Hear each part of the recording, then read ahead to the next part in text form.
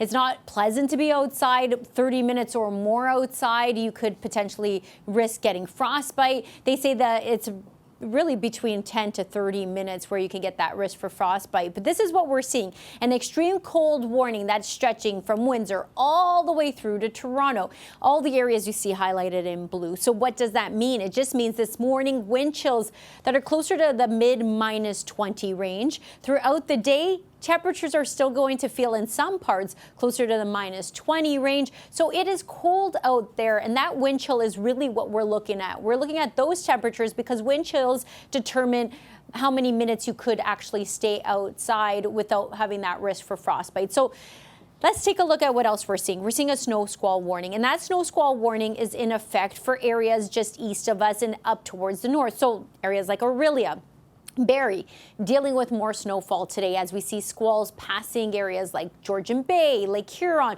and also Lake Ontario, because there are areas like Oshawa, Pickering that could see about 5 centimeters of snow. Orillia, on the other hand, can get close to about 30 centimeters of snow when these squalls are said and done. So these squalls are pretty much lasting throughout the morning, early afternoon, tapering off. And then once again, we could see another round of those squalls throughout the overnight period. Even areas like Toronto could be impacted by a few flakes, not a significant amount, just some flurries, and then it will taper off. But these are our snow totals from volunteers.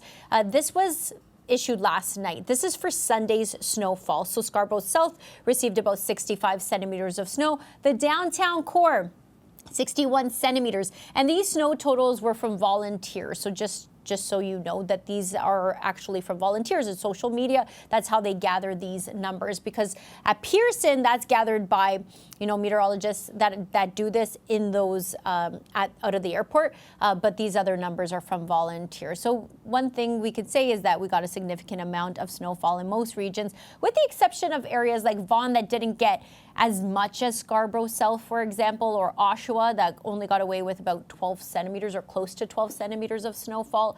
One thing to note, that Pearson was the snowiest January and snowiest month on record since 1937. The last time we set the record was then, and we received so far this month about 88.2 centimeters of snowfall. For today, temperatures, that's the next thing that we're talking about. That extreme cold, it lasts all week long. -8 degrees is our daytime high today, feeling much colder with that wind chill.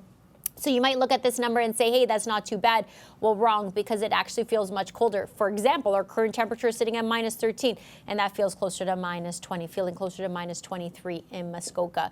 Now our forecasted highs for the next 10 days continue to be cold, with the coldest day of the week actually being Friday. Friday's daytime high is -10. It'll feel like -20 when we reach that, and in the morning, feeling closer to -30. The average high for this time of year around -2 degrees. So we remain cold. We remain cold into the weekend. Those wind chills even into the weekend are going to feel much colder, feeling closer to the mid-teen range. So just be aware of that. Bundle up as you're headed out this week, because you may look at the temperatures and say, hey, this is not horrible.